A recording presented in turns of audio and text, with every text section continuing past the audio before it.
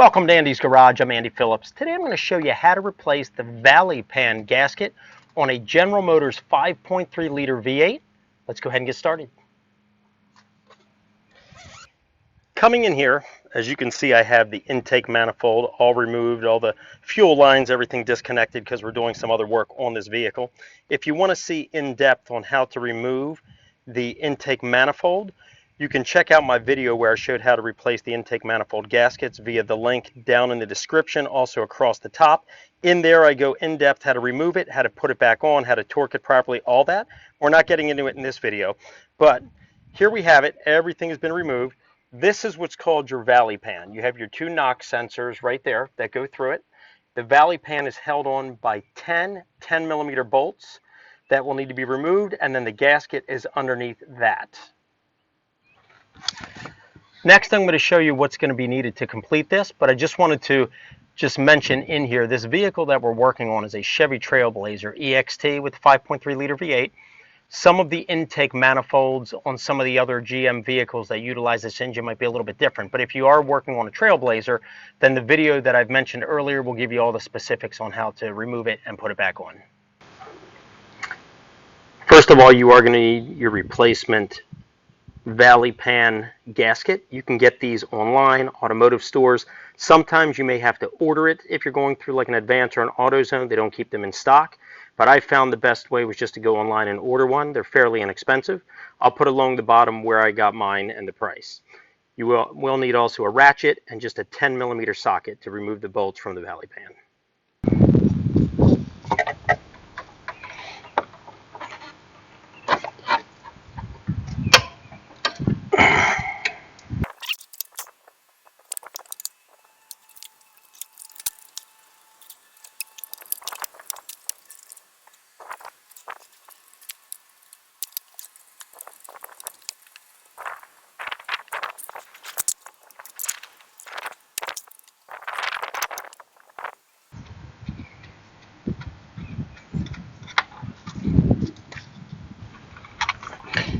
The last of the bolts are out. Now, before I remove this Valley Pan cover,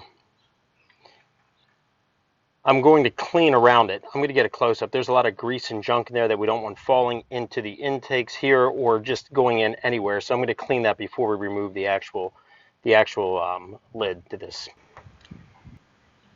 You can see all the junk caked up there. Also, if we work our way back here, just some junk along the edges there that I don't want to risk falling anywhere. So I'm going to get some degreaser on a rag. We're going to clean all that out.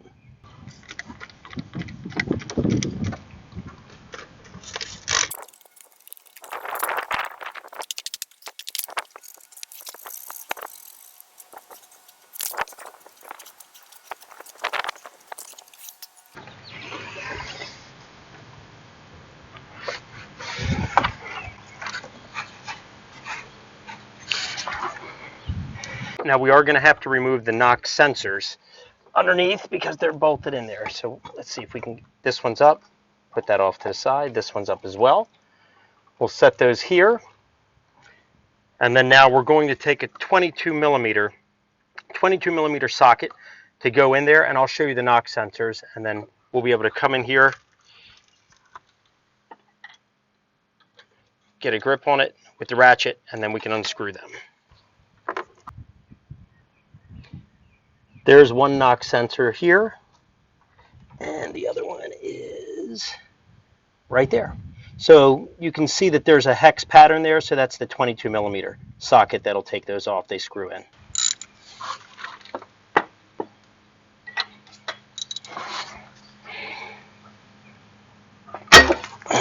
There we go. Get that one loose.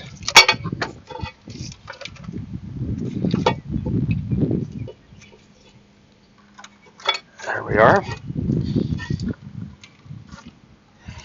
Come here and grab this one.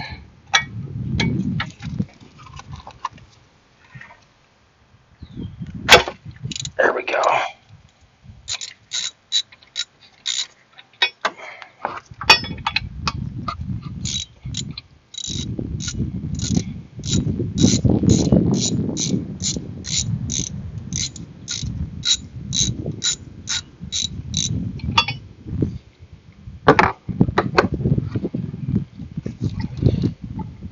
screw it here.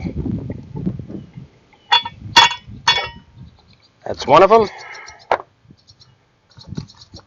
Now that's flexible. Come and get this one.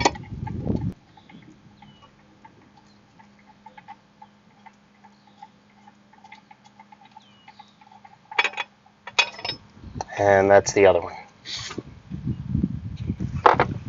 Now with the knock sensors removed, this lid will come right up.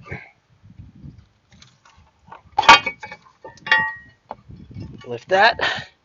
There's our old gasket.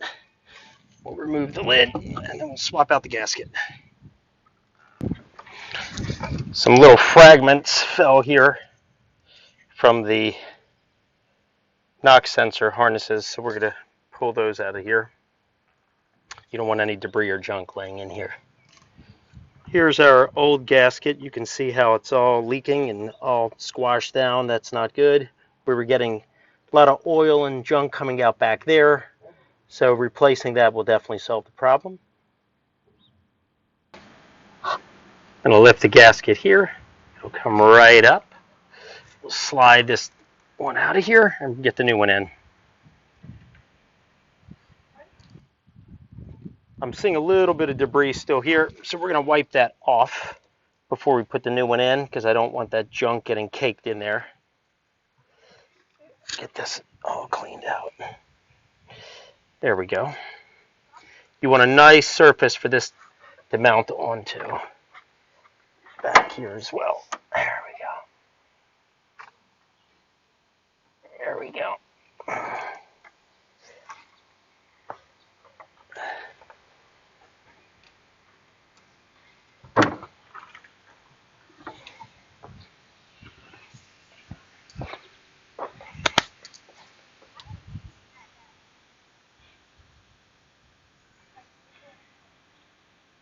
All nice and clean along here. Nice flush, flat surface for the new gasket to go in. Here's our old gasket. Here's the new one. I'll get a close-up, but you can see how flat this one became, because this is probably the original one. This is the Valley Pan lid right here. But let me get a close-up so you can see the difference between these two. The one on the right is obviously the new one, but look at the difference here. You can see this one's all flat. That one's nice and thick. Let's go ahead and put that in. Now you want to make sure that you match it. Up top, there's an area that goes a little bit higher. We'll lay this in place, line it up with the holes. There we go. And then we can lay the pan lid back on there. But let me just get a close-up so you can see how we have it in place before we put the pan lid back on. You can see the pattern has that point that goes up on the right side. That's how you want to match it up. And then we have these lined up with the holes perfectly, so we can put the lid back on it and bolt it back down, and then put the knock sensors back in. Bringing the lid in here, we're going to line it up nicely, and it'll drop right in.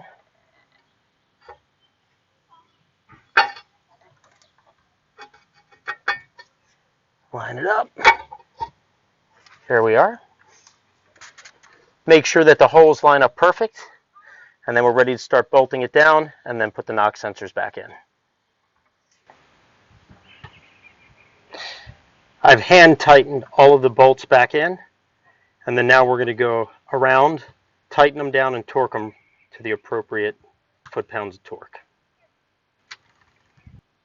It's not important to follow any specific sequence on tightening these, so we're going to go ahead and tighten these to 18 foot-pounds, which is what's required for this Valley cover.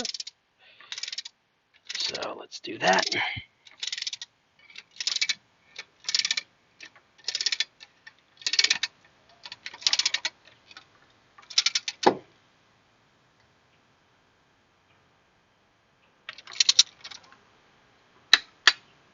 Here we are, 18.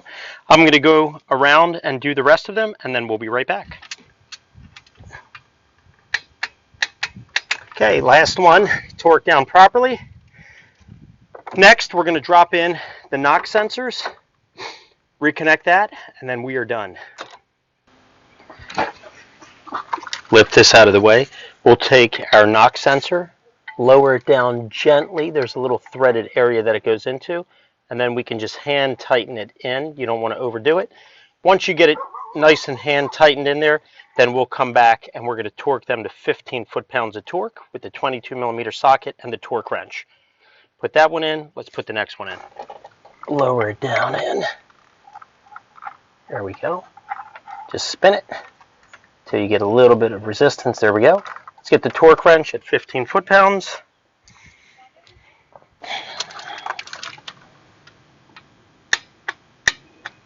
There we are, 15. Let's head down, do the other one.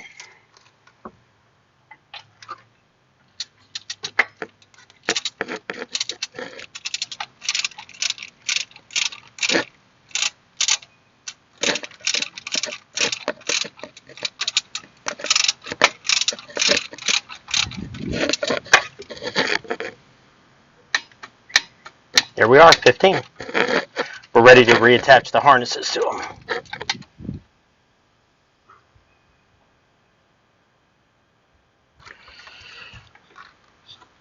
We're going to start by feeding this through, get enough slack on it so we can grab this, put it down over the tip, and then push it down. And see the point there? It slides over the middle. We're going to push it down all the way till it clips. Nice and secure. Now we can take this rubber gasket seal, push it down. There we go. Nice and tight in there. Let's move on to the next one. Same thing on this one. We're going to push it through. We're going to grab the harness, slide it right over till it locks. There you go. You heard it click. Now we can slide this rubber gasket.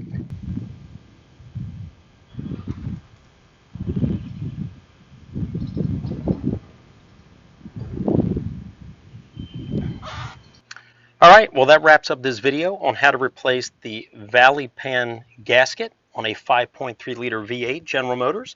I hope that this video was informative for you, helped you out with any projects you're working on. If you want to see any other videos pertaining to this engine, I have a lot of them. I'll have them down in the description if you want to check those out. But send me any questions and comments. I would love to hear from you. And as always, I appreciate all the support. Please like the video, subscribe to the channel. I'll see you next time.